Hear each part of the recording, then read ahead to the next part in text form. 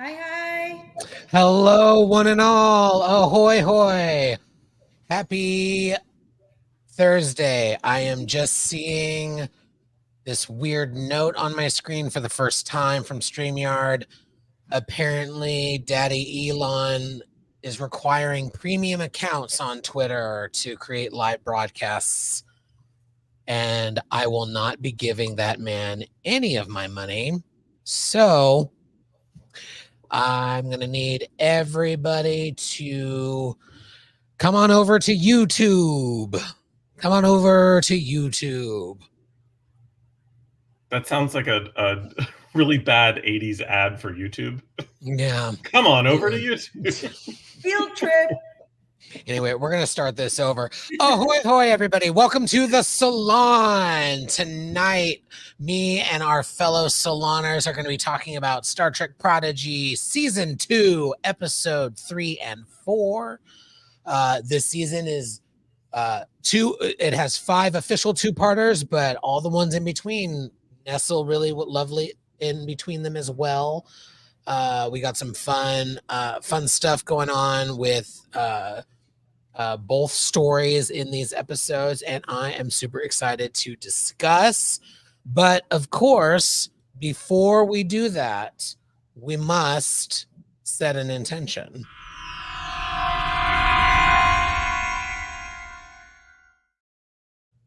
We absolutely must.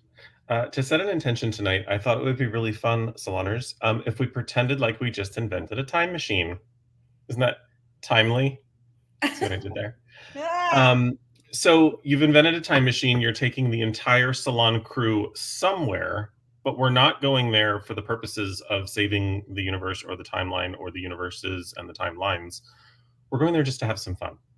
And I will start, as I always do, by sharing that I would love to take this entire crew, not just the faces on the screen, but the entire Salon troupe. And I'd like to venture back to the late 90s, early 2000s to my Orlando club days. I just feel like that would be so much fun. And I didn't mean to do Stefan. It just happened when I did that. But I would love to just, like, back when I could stay up past 11:30 and actually have a good time in the out of doors. It would be a lot of fun to take you guys and party like it was 1999. So that's where I would like to take you all in my not hot tub time machine. We'll now go around the room, and I'd love to hear where you all would like to take us. We'll start with you, Krista, dear.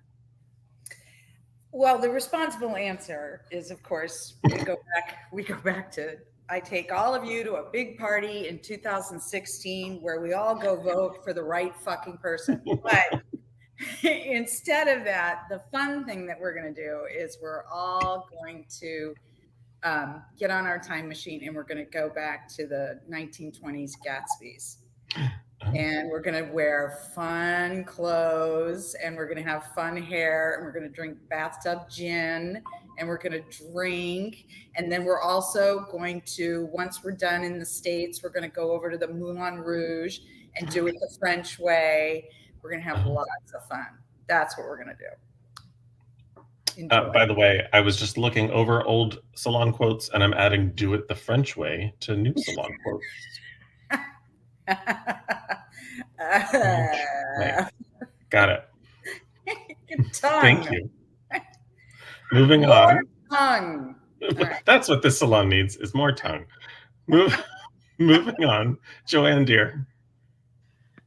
Like you, I want to go back to my my party days, right out of around, I guess, 95 to 99-ish or so. I don't know if I've ever told you, I did HIV/AIDS work for a long time, right out of grad school.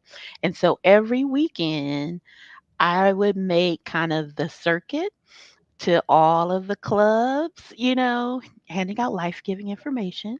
But, really just watching the drag shows, talking to the boys, it was my life for, 5, 10 years. So we could all go, we'd hang out, we'd watch the shows, we'd dance, then we go to Waffle House. Yes. Oh, Love it. I love all of it. I know. And Joanne, the my club days in Orlando were the time was the time that I was really hanging out a lot and even sharing an apartment with the friend that we have in common. So I thought um, that was the time. I that was would just like, so that yes. would be a good time. Yeah, that'd be a very good time. Fearless leader, take us home. I struggled with this one. Because if we're being honest, I'm gonna channel my inner Ben Cisco and be like, not not a lot of places in the past that many of us, in fact, all of us on the screen in at least one way or another, depending on what year we're talking about, would have some serious running to do. I, for one, am tired of living in unprecedented times. So I'm going to take us to the future, and hope we don't fuck it up in November and that there is a future. And with that warm note, let's begin the salon. God. Oh, I was like, how do I segue from being Debbie Downer into talking about these great episodes? And the answer is just do it. The answer, The my French friend, way. is our disclaimer because we're talking about a kids show. Yes, thank you so much. I haven't already sworn. Oh no, I just did. So yes, if you did not already turn away from me dropping the F word, let me say for the record, thank you, Trevor, for the reminder. While we are discussing a show that is for everybody, but definitely geared towards children and families, this show is not. We are irreverent. We drink. We get high. Legally in California and other places where we happen to be. You're not. We're doing all of the fun things that we are legally allowed to do, and we love Star Trek, so we talk about it all, including this show that is definitely not. You're not going to have an F word dropped in Star Trek Prodigy, and that's what we bring to the table. And so, with that, we're going to talk about episodes 3 and 4. And so, let's kick it off with our top thoughts.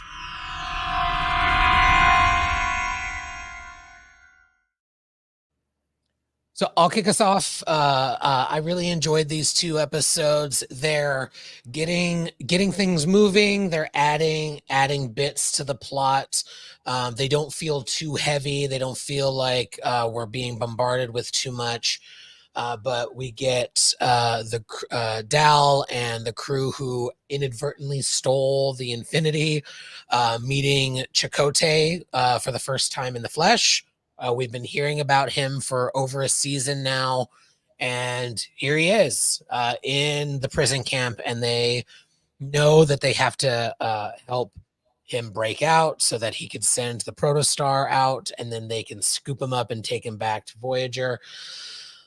But that's not going to happen. So because we have another 16 episodes to make that happen. Super fun stuff in these episodes. I love what we see of the Val Nakot. Because that world is beautiful, and it is fascinating to me that finding out that they are not alone in the universe is what causes them to go nuts and nearly destroy their planet. And so seeing the very obviously evil Essentia battle it out with Gwen, who is just this ball of light and hope for her planet, is a fun juxtaposition to see. The episode is beautiful as always. The animation's incredible. Great voice acting on everybody's part. We got some timey-wimey stuff. We got a fun little like, so you want a time travel video that we'll talk about. Super fun. Joanne? So these were fine. Um, they're not my favorite just because I'll say it again. I don't like time travel and the explaining things and why this has to happen and why we need to do that gives me a literal headache. It's just it's my own limitations, right? I'm like, this is like math. So I just, I can't focus. I can't focus.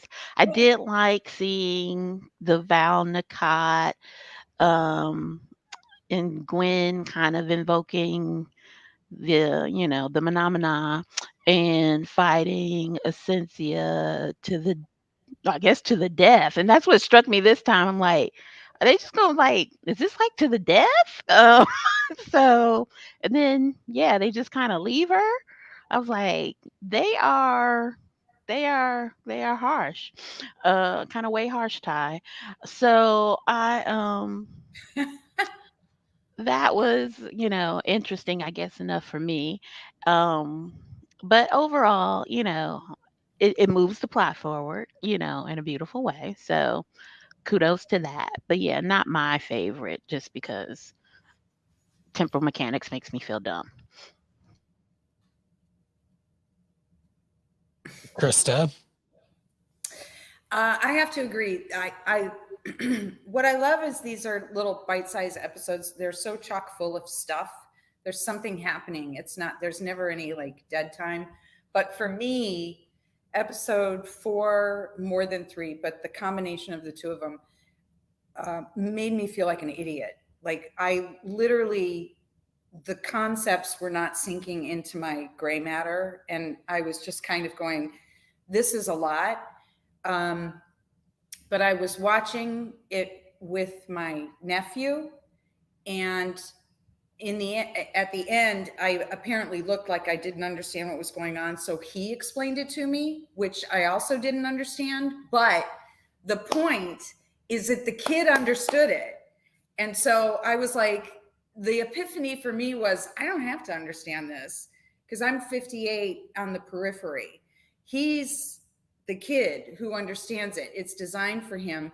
And it just showed me that, kids, their brains are not set. They're not cynical. They're far more open to understanding there are many answers versus one answer.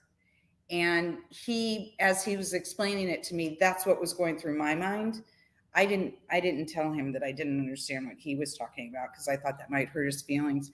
And then the Congress would have to have some kind of legislative action about that. But so basically the episodes made me feel stupid. But that aside, I really loved the parts with Gwendala and her dad before he becomes what he becomes.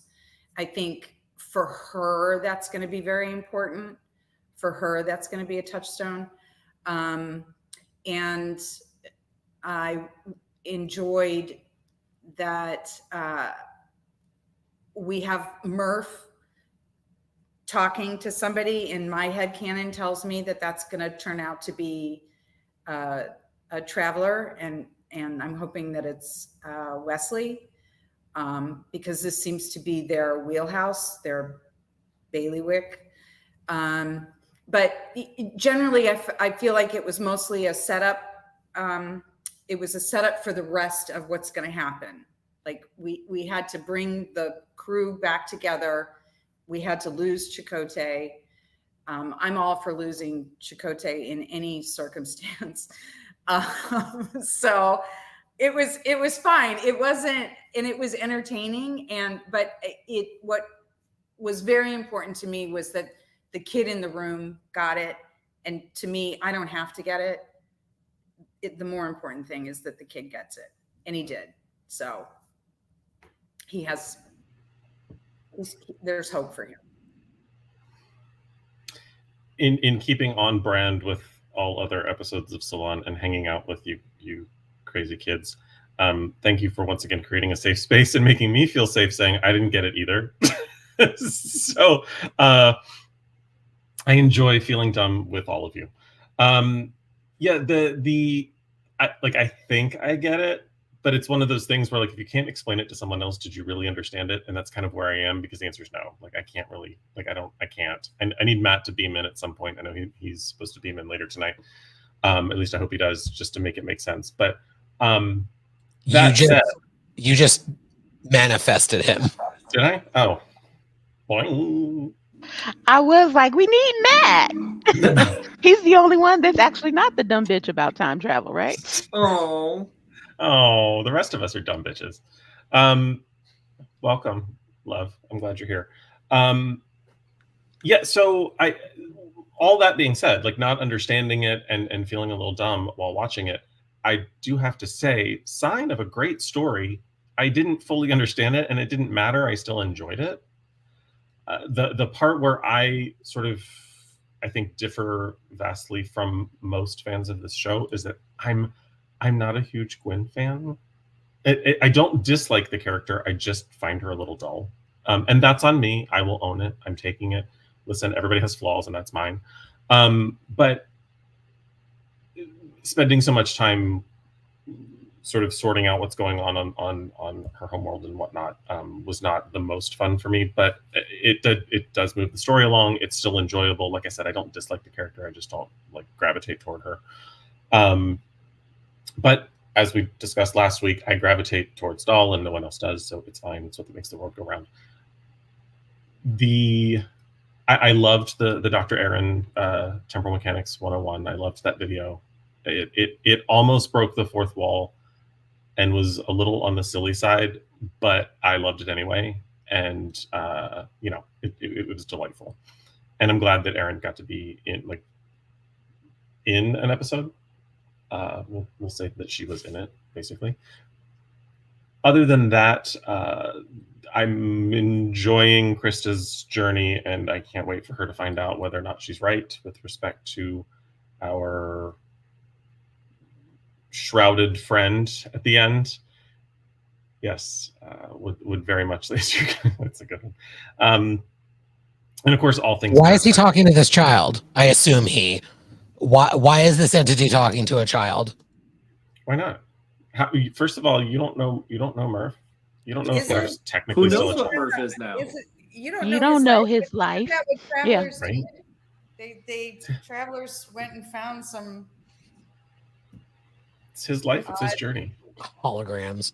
Matt, what were your top thoughts on 3 and 4? Oh, were you not done? God. Are you still droning on? And those are my top thoughts. Okay, go ahead, Matt. Wait, Matt, before you give us your top thoughts, you have to give us your intention setters. So if you just built a time machine and you were taking us all on a journey in time to party, where are you taking us? Oh, to party. You know or what? just get into shenanigans. I'm going to do a shameless plug and say 2 weeks from now at Star Trek Las Vegas. Come find us, come see us, and we'll all party together. There will be giveaways. There will be giveaways, yes. Sorry, I had to take that moment. I've had just enough weed to be happy now. How about it? And now your top thoughts. My top thoughts. Obviously, this was probably my favorite execution of, and this is a blanket statement in all of this season of Prodigy. This is my favorite execution of time travel in Star Trek. Like, by far and away, this show is almost a direct parallel, obviously different cast, different characters, of like what I would write for like a Star Trek Temporal Affairs like miniseries or something, where we actually get to see the Department of Temporal Investigations going around and fixing things. So I absolutely loved all of this. We'll get into deeper parts of it, but like, it's just, the time travel was so well executed. It's so well thought out throughout all of it. I agree, Gwen, it was fun to see, but you also knew, you were like, no, that's not gonna, we're not sure what's gonna happen here no matter what. So I was just kind of along for the ride for that. Yeah, it was good. I liked it. All right, let's deep dive different bits then. Let's start with it's been teased and sussed out for over a season. Chakotay, the crew, some of the crew finally meet him. We finally get to interact with this character. And I'm trying to be careful because I know Krista is watching as we go through these episodes. The only minor spoiler I will share is I agree with you about Chakotay, but they do very interesting things with this character later in the season, and we'll talk about it when we get there.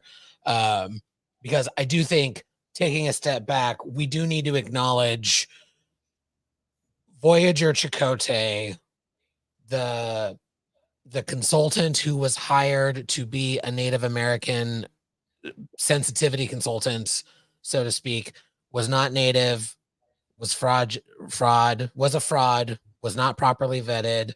The notion of Chakotay being this conglomeration of various tribes was a choice.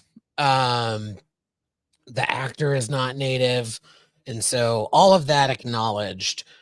What we did not get in Voyager, we get in Prodigy, which is an interesting character with an interesting story, and the way that he is with these kids, I think, is really lovely to see. So this episode, it sets up what's going to come with Chakotay in a really nice way, especially upon a rewatch. Other thoughts on Chakotay and Adric and the mission to bust them out of jail?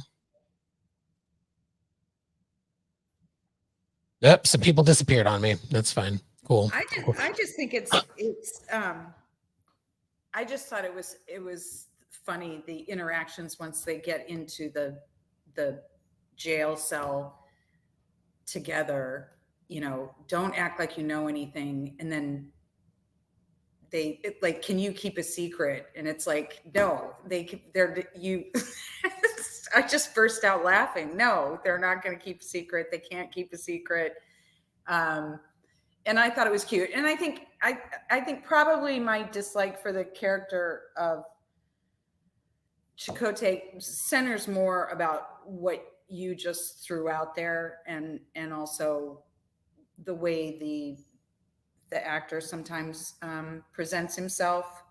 I don't really appreciate, and in a very petty way, this show is doing what a few of the TNG fans would have wanted with Picard and Beverly, to have one or the other go search for one or the other. You've actually got Janeway trying to find him, and it confirms a relationship that I'm very petty, and I don't get that confirmation for the ship that I have. But I think it's funny whenever they have it's so intrinsically the presentation of young people interacting with older people. It's really authentic. It's really dead on. The younger people generally are much more enthused. They're much more open-minded, much more everything is excitement, everything is a challenge, everything is something that has fun potential. And then all of the adult characters are kind of like, yes, but you've caused a rift and it's going to ruin the entire universe. It's like it really shows the stark difference between the joy of childhood, the joy of still having faith and hope and all of that, and how as you get older you get more set in the way you view things and the way you interpret things. And I like that they have them interacting that way. It seems very authentic to me. I feel like every future Star Trek jail cell scene needs to watch this to understand how it should be done. Because with the exception of the jailbreak scene in Star Trek V, which is one of the only great things about that movie, there are constantly, it's almost a Star Trek trope that characters end up behind a force field. There's conversation going on somewhere, someone tries to make a joke. This was a comedy bit that moved the plot, that was very serious when it needed to be, executed brilliantly. The plot, the device to get out of the situation made perfect sense. I loved everything about, well, we can't tell them, but we're going to tell them, but we can't tell them. All of that was it was several Trek tropes all at once, and they were all executed flawlessly. And so, as much as I said these episodes weren't really my favorites, that scene may go down as one of my favorites in this series because it was just so well done, and it was freaking hilarious. And I just loved every second of it. I will. Chicote. Oh, Oh, sorry. No, I'm go going ahead. there, girl. No, buckle up. Here we go. I no, Drag I'm it. I'm not gonna drag her. I'm not going to do it too much, but I just want to say I feel very strongly, and this is a little bit of a spoiler, but not really. It's more of a spoiler about my feelings. I feel like what ends up happening with Chakotay and where they take the character in this series reveals what a lost opportunity Chakotay was in Voyager. Not just the uh, not just the material that he was given, but also what Stan was referencing with respect to the creation of the character by trying to make him this amalgam of native cultures and trying to make him as many indigenous tribes as they could without actually naming the tribe. You cast a Mexican actor, a Mexican American actor who has Mexican immigrant parents. Why not associate the character with the tribes indigenous to the lands of Mexico? What a beautiful way to highlight the cultures from that part of the world. And it was all just sort of ignored for the sake of a very plastic attempt at representation. And they could write him so well in this show makes me believe that somebody could have written him better back then. And so I'm grateful for the redemption of the character in this show. Again, not spoiling specifics, but kind of spoiling my feelings about him. My feelings about the actor have been shared ad nauseum, and I won't do it again because I hope that he grows and learns from all of his mistakes. But what ends up happening with the character and what they gave the character is sort of a masterclass in how to treat this character, and I wish it had been done sooner. Sorry. Okay, now it's your turn, Joanne. No. You make a good point, actually. And I never really kind of thought about it that way. And kind of hearing you talk about that now makes me think, to quote Tatiana from Drag Race, choices for Robert Beltran, right? Because kind of given again sort of what we know about him, because we all hear the actors talk all the time about how they have some say and they can make some choices, or they'll have some input about how these scenes go down. And yeah, the director or whoever, I'm not an actor, but however that works, so in my mind I'm like, oh, this motherfucker probably made some choices also way back in the day that were bad, right? That this time around, folks, one, it's probably written better, but if he made some dubious choices, folks were probably like, we're not having that shit today, right? So, fair point, fair point. I was just gonna also say, I this time around, this is my I think my second or my third watch. It's the first time I really realized how hard Jacob was going in on a Dreek. Like from the minute he walked in, he roasted. He roasted that bird.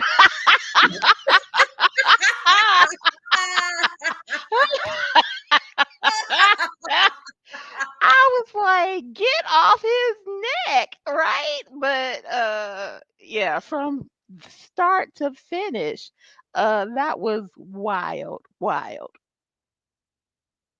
Yeah, a huge shout out to the writers. Like I've said this on other streams. Prodigy has done for Chakotay with me what Picard season 3 did for Worf and me. It made me a fan of Worf because Worf as a pacifist is interesting. He was finally interesting, and not because of the woman next to him, but on his own. Here, and in this episode, we're getting leader Chakotay, which we only got glimmers of it in Voyager. Ironically, one of my favorite Voyager episodes is a Chakotay episode. And like rumor abound, but like interviews, like the actor did not give a shit. He was like, give me one good scene a week. Was known for not reading the rest of the script, only cared about his own material.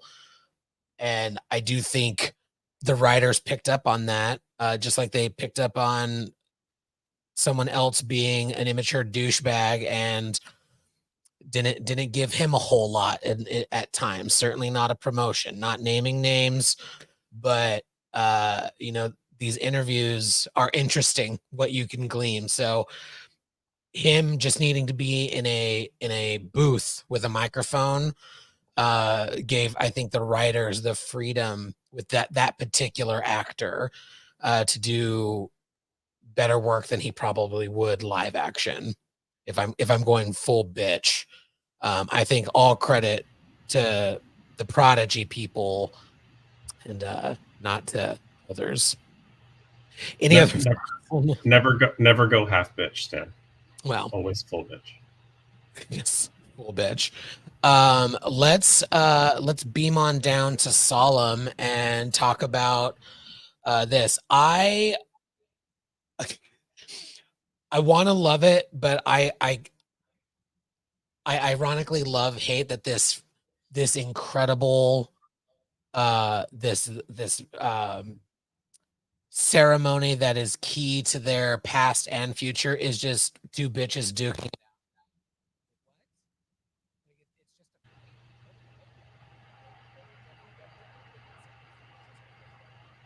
Am I the only one who feels like Stan just slipped into a quantum? Okay, No, Stan, we lost your audio went all wacky.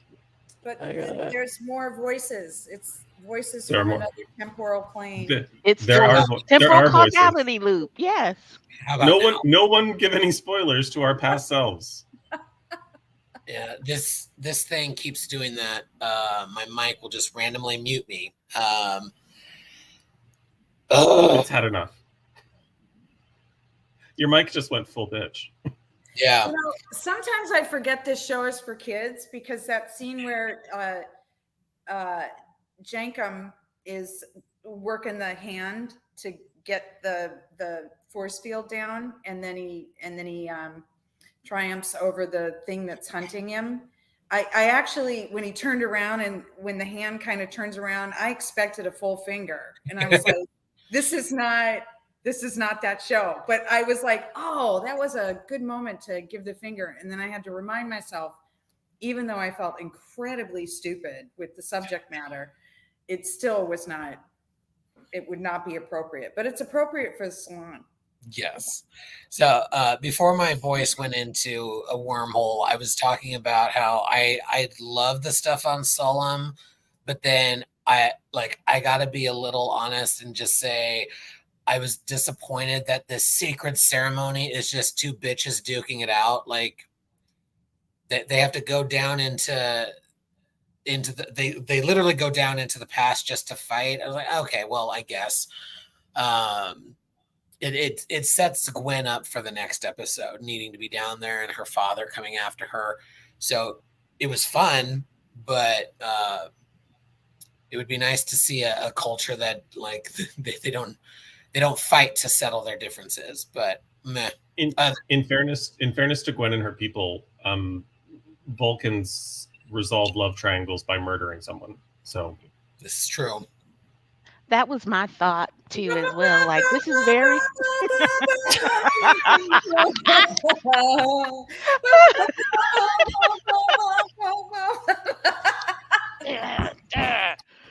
Yeah, and you've spoiled the preview. Krista is spoiling the preview for the Salon soundtrack coming out on iTunes or wherever you find your music. Play my song list. Too much. Listen, whenever Janeway in episode 4 said, well, I need options. What do you think we should do? Will has ruined me because in my head it's, well, we should land the plane. We can land the ship. That's what goes through my head every single time. Push the button. Yes, I gotta get to it. It counts. Will doesn't have to be the one to trigger it. We can land the ship. But now it's a lip sync for your life. And I just found that weird, particularly because they're not until now they didn't know about like other people. So like you have to invoke the phenomena to prove that you're a Val Nakat, and two Val Nakats enter, and only one will ascend. Like, and then they just left the bitch down there, like, Yes. If you could and just do closed that the lid. again with your best Tina Turner, that would make me so happy. Dude, it was a beatdown. It's Two- like two it's bitches a in top. playground beatdown. That's getting off the fucking bus, kicking the shit out of somebody, and then just whacking the ass and walking away. That's what that was. I didn't understand why they had to get rid of the heirloom. Just to get We're more gonna get rid heirloom. of the heirloom, and then we're gonna go down and we're gonna harness the power of the heirlooms. Yeah. I figured it Because must heirloom is like that cowbell. yeah, and you need more cowbell. You But You need- I need more figure cowbell. it determines the nature of the test, because Gwen was like, "What's the test?" And it's like, "Bitch, you'll find out when you get down there." And I think like whatever you manifest, is kind of like I think what happens, because Hmm. Essentia was like hell bent on killing, and immediately, got the swordy stabby heirloom, but Gwen manifests the shield first. So I think oh, I can't. Well, that's a spoiler. I won't say it because Chris hasn't seen it. But I will say that. Go But ahead. no, I will say it is keeping with again how well crafted this shit is. It is keeping very much with the arc of the series, in that I can say this and not spoil it, that our thoughts are important, right? Yeah. Our thoughts determine our reality. Our thoughts kind of, shape what happens and what we manifest. So I thought that was kind of a sexy move, actually. Here's a mid episode intention setter, sort of. If you were in the pit, what would the test manifest for you? It's for Essentia, it's weapons. For me, it's a puzzle, probably. I don't know. A drink. So I'd have like a latte and some and some French fries.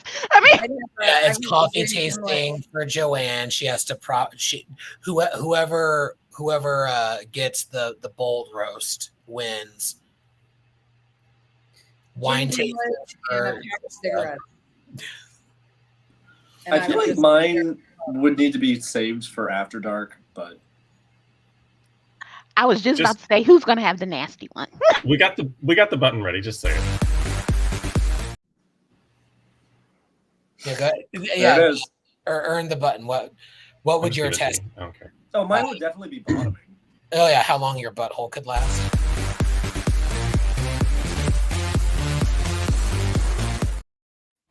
I mean, it was already a big hole, so you could actually manifest. You could It's like manifest an Inception. heirloom that just continued to grow and just sit on it and just ride it all the way, And then I would just go back up to the top. right and up be to like, the rim, right up to the rim.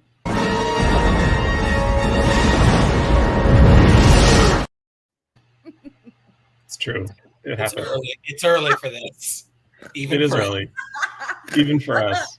Do you know what was important about We this have new scene? viewers. Listen, in terms of from a perspective of a kid, what was important about that scene was that Essentia was a Christian nationalist. What? And she's getting all stab time, right? And then Gwen goes, you know what? I don't have to actually argue with you. All I have to do is blow past you and leave you behind. And it tells kids, it teaches, it shows them an example of some arguments are just futile. Some arguments you're never going to win. So what you need to do is just set the argument aside and move on past it. All you have to do is keep going and go on through. And so I think that was the important part. Not as much fun as butt plugs, but what is really ancestral butt plugs. Heirlooms. Heirloom. Vintage butt plug. Vintage. They're vintage. This Vintage. this butt plug has been passed down from Flea generation market. to Flea generation. market. Butt plugs, beautiful gowns. Guys, don't worry. Pegging. Isn't that what we call that? Val Nakata is a drag show. Oh no, it's just Val Nakot, like Val. Oh, Val, Yeah. like is the name. Like Like Jesse's is the name is name. Val. Like, that's her drag name. Yeah. I love that. I love it. Very specific. So if you've watched this children's show, you're going to understand my name. It's Val Nakot. Well, Also, my challenge in the pit is just hosting a party. Yeah. You would win. You do Oh, well. the pit that goes up and down and up and down. That's That's a fun dance floor. Get real. now it's a party. Now oh, it's that'd be a party. good nightclub. And the sparkly things, and then we all manifest our Heirlooms. Anyway, Getting us back on track. Show me your heirloom. So we hear from our ghost that we need to save Gwen. So we've got to get some tiny stuff going. I'm sorry, I just read Jake's comment. Oh,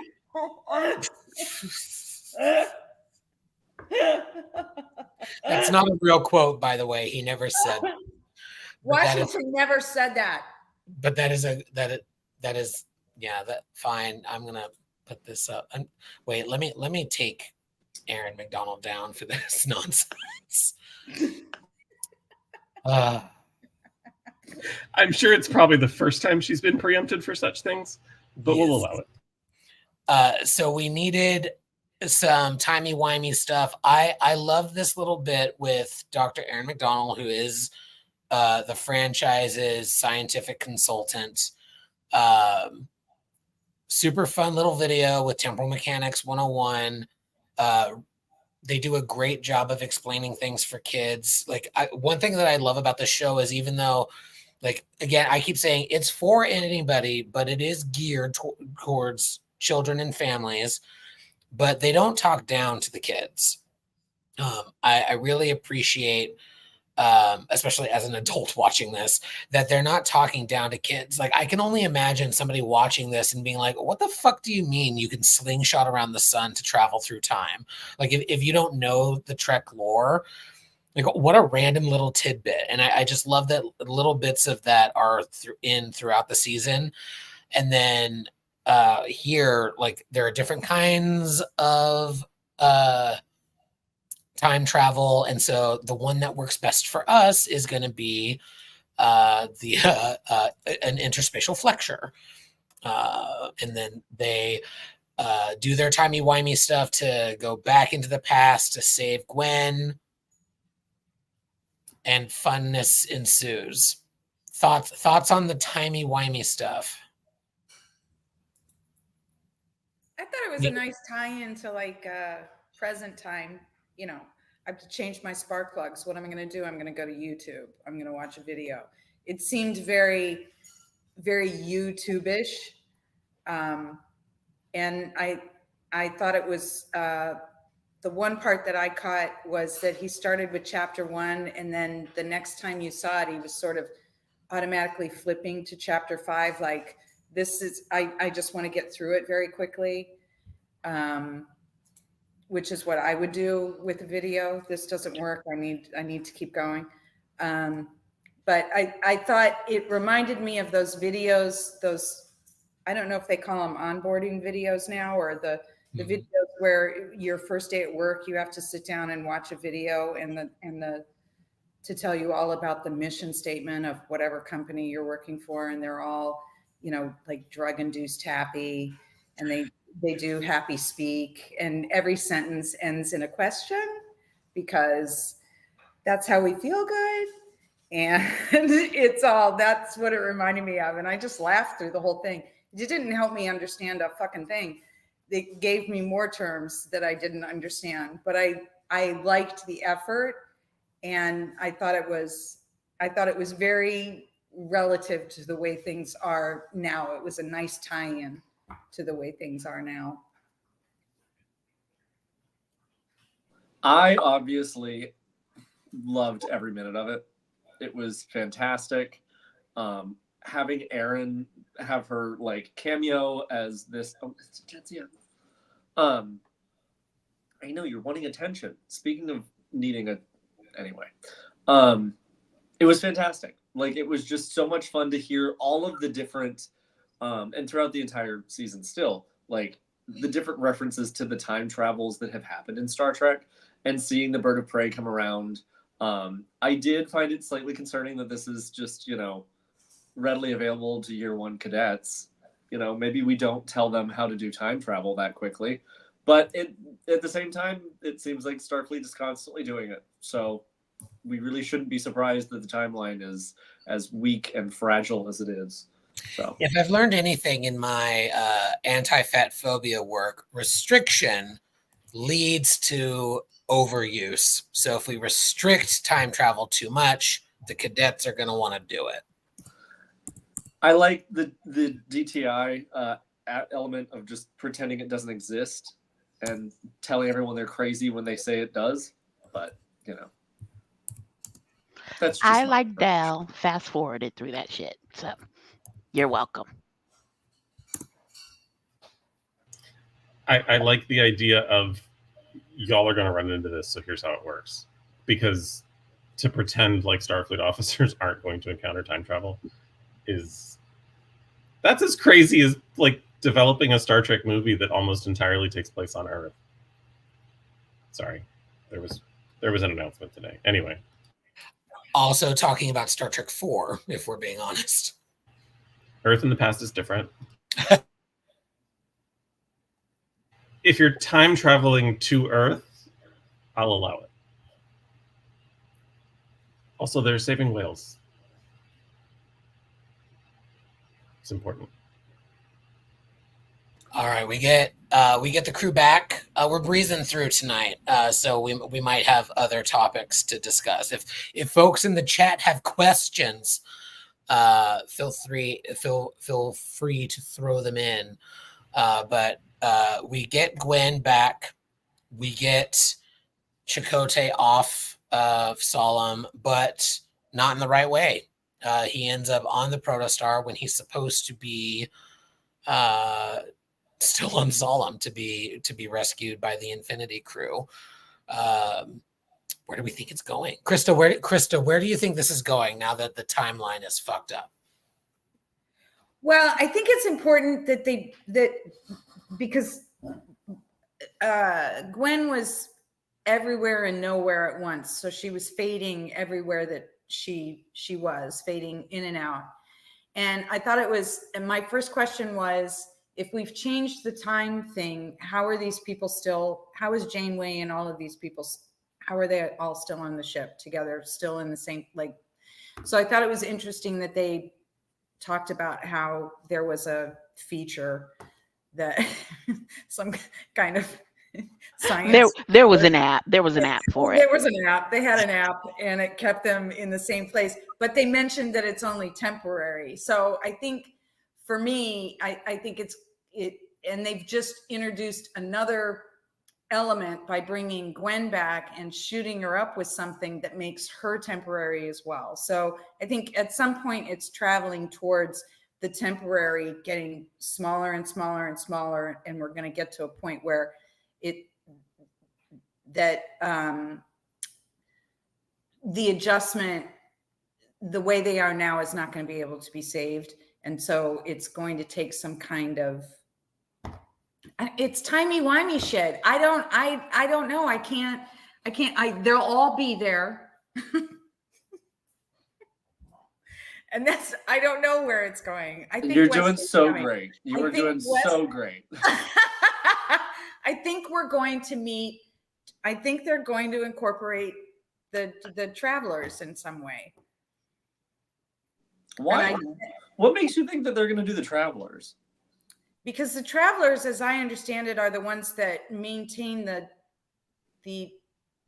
times on all the planes and ensure that the things that are supposed to happen during those times on all the planes continue to happen as they should. They don't necessarily pluck and adjust and do things like that, but they ensure the continuum of as it's supposed to be. That's my understanding.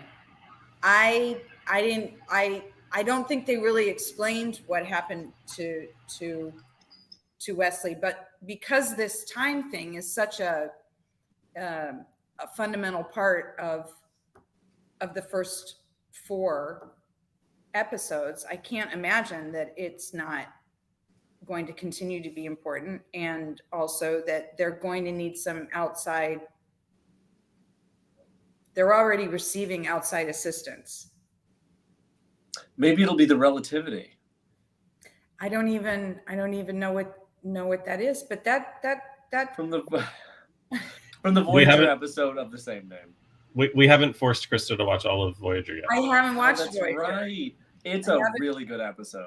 It's one of my favorites, obviously. But I also think it's funny that Dahl doesn't say Admiral Janeway or Captain Janeway. He just calls her Janeway, which I think is kind of it makes me giggle every time. On rewatch, it bothers me less. My first watch, I was like, "Excuse me." It reminds me of him talking to Hologram Janeway, because he just Right. called Hologram Yeah, Janeway. I think It's called. Yeah. there's She's like just an Janeway, affection yeah. that's there already that he's kind of unconscious about it. He just does Mhm. it. Was the fix for Gwen kind of like to me? It was kind of callbacky to what is it, Times Arrow, with the phase discriminator Mhm. yeah, thing, and I guess The it's armband. gotten the armband. I was like, did they have armbands or was it? I don't remember, but well, and wasn't in Shattered Chakotay had the hypo spray. That's right. But no, yeah, I think you're right, Joanne. I'm pretty sure that was a harken back to like the Times Arrow with Picard and everyone. It's a good episode. it good is a good two-parter. episode. It is. Favorite? This is where we need Sohail. Madam Guinan. This is where we need Sohail's Madam Guinan impression. Yeah, Madam Guinan. Madam Guinan. Madam Guinan. And Sohail Twain, right? Yeah. Madam Guinan. Matt keeps disappearing. And Sohail Time. said in the chat that he's hammered, so this would be the perfect time to drop his. Right now. Maybe we need to record him saying it and use it as one of our videos. Madam Guinan. Yeah. He's literally stumbling to his Star Trek closet and pulling out his Twaining outfit. Girl, I think Gotta it's funny that you think he delineates his closets. Sohail's regular closet is his Star Trek. Yeah, closet. it's they're one and the closet. same. It's just It's one a big closet. closet. Hey, so Norman says armbands were in the TNG episode Timescape. Which one Yes. is that? Which is Timescape is the one where they the one time they use a runabout in TNG. Picard, Geordi, Troy, and Data are on a runabout, and they come back and find the Enterprise and a Romulan warbird. The warbirds fire. Oh, on the Beverly's Enterprise. getting the shot to the stomach. Yeah. And Right. Also, And then fun- that was supposed to be an accident because someone got in the way, but when time resets, no one was in the way. That Romulan was just fucking trying to kill Beverly for no apparent reason. and nobody ever Yes. said anything. It's And like, everybody was like, oh, well. Right. why you Also- want to hurt a bitch? fun story. That was actually what paid for the runabout set to be built. They used the TNG budget money to build a set because they had so much more that they then used for DS9. Huh. Because the pilot was running over budget. Yep. So that's how they were like, we need this whole other set. We can't do it. We can't afford it for our show. So TNG, they were like, we'll just write an episode where we need to use that. And they were like, all right, cool. And so they took the money because TNG everything was already built. They had this massive budget and really didn't have anything to do with it. So yeah. Anyway, fun facts. Adding to the list of things we need the more you know. Like, You know what spins now instead of no, I don't allow it. That's really dumb, actually. No, yeah, they should no. never change that. That is an iconic thing that should just always be the same. Well, friends, what else about these episodes have we missed? if anything, and friends in the audience, feel free to ask us anything. We're under time, which is not a knock on these episodes. They're very tight episodes. They've done their job, and so have we. We are mostly altered open books, so ask us whatever you'd like to know. I got Picard vibes with Gwendala and her father, and saying thank you for staying with me, climbing down that rope. Yeah. Star Trek loves a good daddy issue, loves a good like parental. Oh, they were. Rarely is anyone just in a good happy upbringing, except O'Brien. He had that good Irish upbringing with his It's mother. definitely who not touched Molly. Food. Because she went Clan of Cave Bear. She had that Clan of Cave Bear episode where she became. Or Molly. I would Although love to have her. Deanna's upbringing sounds kind of fun. Like her dad was sort of like it seemed like a sitcom family. Like her dad was sort of the goes to the office every day, and mom was like, let's travel and do mud baths. And, yeah. Yeah, but she also had a dead sister. And then Well, her I guess dad she didn't know died. about There's it. a lot Yeah, of she that. didn't remember the sister, though. Jesus, guys, way to bring it down. Also, Focus do on you that. want to live in an environment where quite literally there is not a single secret? Like that would, I mean, even it's, you know, you've got your period. Wow, I'm really cramping. Do you want everyone to know that? Do you want everyone to? This is why I want to explore the Betazoid culture more in some Trek project. I don't care which. Like, are they always broadcasting? Do they have mental defenses that they set up so that they're only sharing what they want to share? Clearly they do, because no one knew Kestra existed. Wedding. Well, yeah. Well, she buried that memory. Yeah. So she was able to do that. You can block, because like no one ever said to her, hey, what's that buried memory? Like, what do you mean buried memory? Why are you thinking about a buried memory? Like Yeah.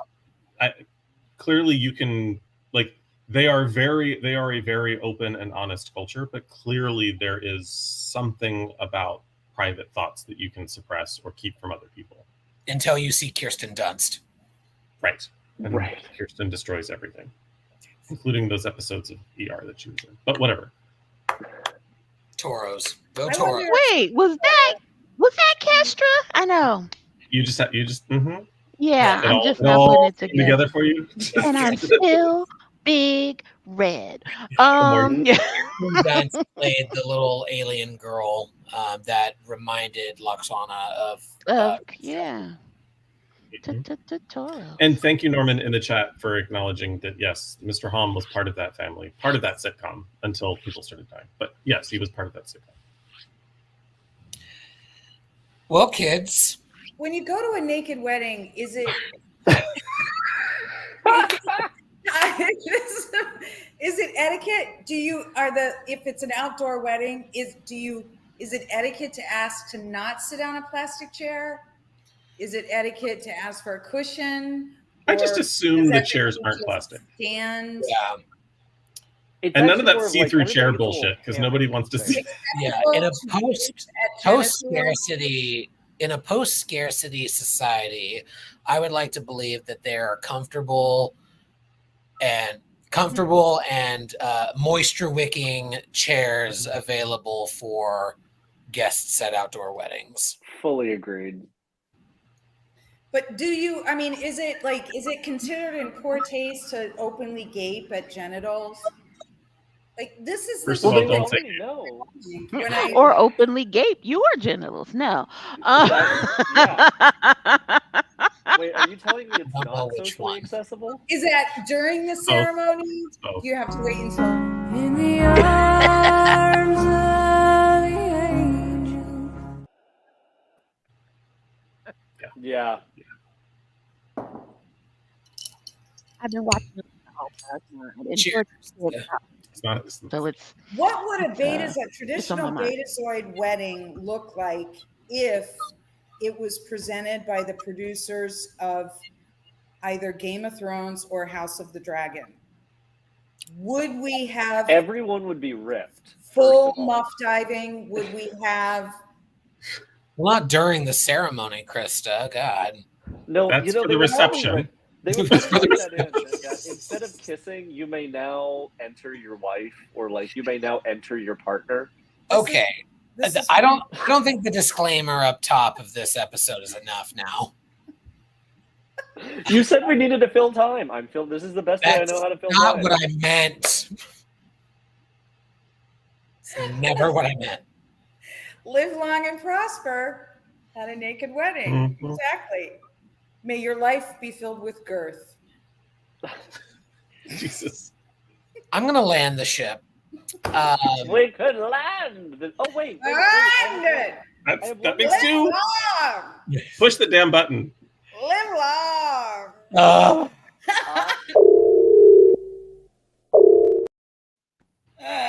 Matt, Fun little side story that I don't think we got to say. Did Will and I tell the little side story about how?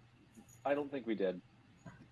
When he got here, when Will was visiting, he came in, and as soon as he pulled into my parking garage, immediately went into some type of temporal fissure, because we were both saying that we were at the same time. I was like, I see you. I see 2F.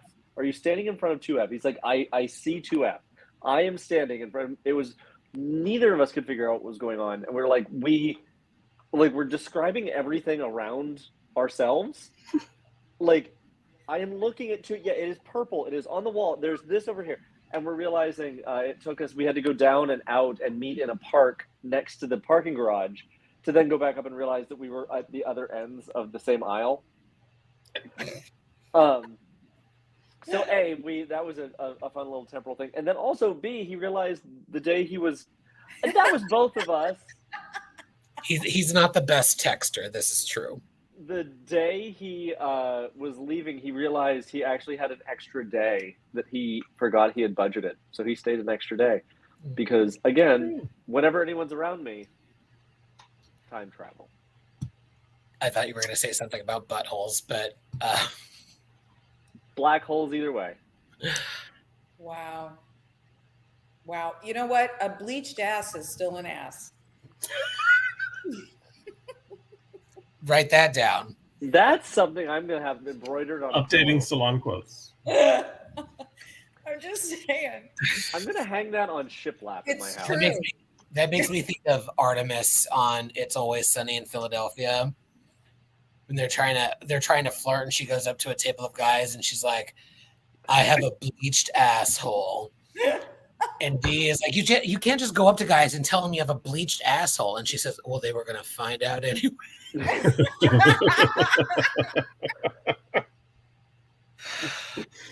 So for quotable Salon t-shirts for $25.99, please sign up now. Trevor, you want to give us the tallies for this evening? I would love to.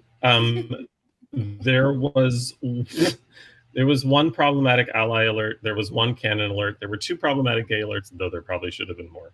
Like this whole fucking salon gets a problematic gay alert. There was 1 explosive saucer separation. Will landed the ship twice despite not being here. Bonus points, 2,500 bonus points to Krista for losing Chakotay. 5 points to me for somehow managing to summon a dumb bitch. I just said his name and he appeared. 300 bonus points to Joanne for choices. 1,500,000 bonus points to Joanne for accidentally roasting that bird. 623 bonus points to Krista for 24th century political commentary, and 69 bonus points to Jake the Nerd in the comments for butt plug realness. An excellent tally, and in record time too. We're Truly, only at 4 minutes. Good for us, everybody. this I want entire to. salon. Yeah, should I be want put in to this end with a associate. couple of notes. Burn it out. Number 1, in 2 weeks, we are excited to say that many of us will be at STLV, and we have this lovely giveaway for anybody we meet at STLV who shows that they are a subscriber, we have, while supplies last, this lovely little candle. You can set an intention before you light it. Otherwise, you're just wasting the wax. And just have a gay old time. Now, as noted, the Ghost Lover is not included. So you'll have to find one of those on your own. If a random Scottish man bursts into your home and says, "Do not light that candle," ignore him. And that's none of our business. All right. Light the candle and get off. Yes. Light it and do your thing. So that'll be happening in 2 weeks, which of course means we will not be doing our salon at our regular time. But next week we will be back talking about Star Trek Prodigy Season 2, episodes 5 and 6. So please join us for that next Thursday at 6:30 p.m. Pacific. Until then, please do subscribe. It definitely helps. Every time we get a new subscriber, we just get bumped in the algorithm to get more eyes on our stuff, and we would love to grow our audience. So subscribe, like, comment on videos, share, watch our other videos. Every time you subscribe, another subscriber gets their asshole bleached. Nice. We're working up from first all the way up. So, and if that doesn't get us past 100 subscribers, I don't know what will. Complimentary butt plug. That's for next year's STLV. Live, Anywho. love, prosper, everybody.